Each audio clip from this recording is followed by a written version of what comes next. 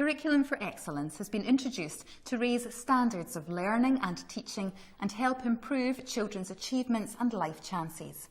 The most extensive consultation ever on Scottish education, involving parents, pupils, teachers, employers and others, the National Debate on Education in 2002, widely recognised that if Scotland's children and young people are to gain the knowledge, skills and attributes needed for life in the 21st century, we need a forward-looking, coherent curriculum that will inspire them to achieve at the highest levels.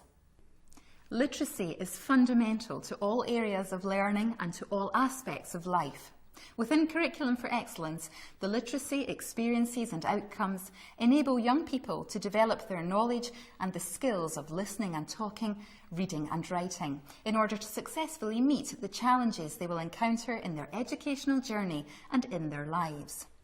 The Birds at Loch Leven project was a literacy across learning project that involved Kinross High School, Fossaway Primary School and Blaringon Primary School in Kinross to help smooth transition from Primary 7 to S1. In this example, we hear how teachers planned a series of connected learning experiences. We see learners develop their literacy skills in a real and relevant context and across a range of curricular areas, including English, sciences and expressive arts. We listen to the ways in which they make connections between learning tasks in the classroom and the world outside the classroom. We hear them explain how they have used their literacy skills to select, sort and summarise information and to present that information in a variety of ways, as posters, poems, PowerPoints and leaflets. We are aware of the choices they have made and how they have developed their listening and talking skills by working cooperatively. We hear from a parent who shares her experience of the positive impact that Curriculum for Excellence has had on their child's development. But most of all, we can see the enjoyment young people get from learning this way and the pride they take in what they have accomplished.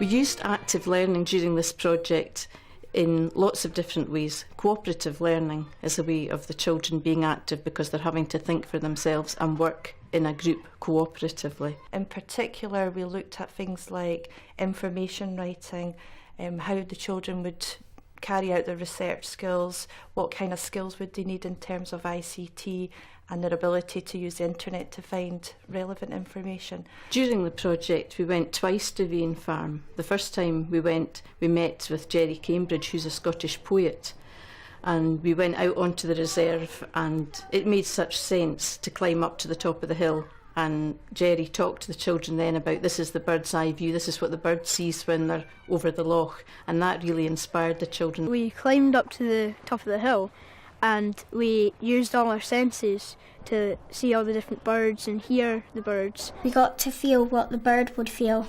And when we went up to the hill, we picked up some leaves and grass and bird feathers and everything. And when we went back into the education room, they put them all on a stick, and it was like a journey stick to remember what we done on that day. And I've still got mine in my room, and it reminded me of that day that we went to the top of the hill. I learned that pink-footed geese don't actually have pink feet; they have orange feet. I really didn't know that before. The children just become so much more enthusiastic when they can see for real what we're talking about rather than just looking at a picture or looking at something on the interactive whiteboard. I think if children have a reason to write, then it's much more relevant for them. If they know they're going to have an audience who's going to look at their writing, all the proofreading skills are also developed when they've got a real audience and they know that someone from out with the school is going to be looking at it. I think we came together and then we shared all of our ideas and then we went off separately and wrote our own poems. I absolutely do see a difference. She quite likes to do her homework the minute she gets home. For our homework we did a project, and you could either do a PowerPoint, a poster or a booklet. And we went to Kinross High School and we worked with 4 of the S1s, I think. and we did an information leaflet. It was good going to high school because we got to work with some of the people that we might have to work with when we're at the high school. Well, I didn't really like English before, but then now that we've done that and we all came together and we shared our ideas and we wrote the things, it was much better.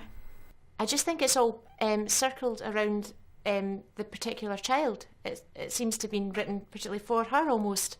It's such a lot of fun.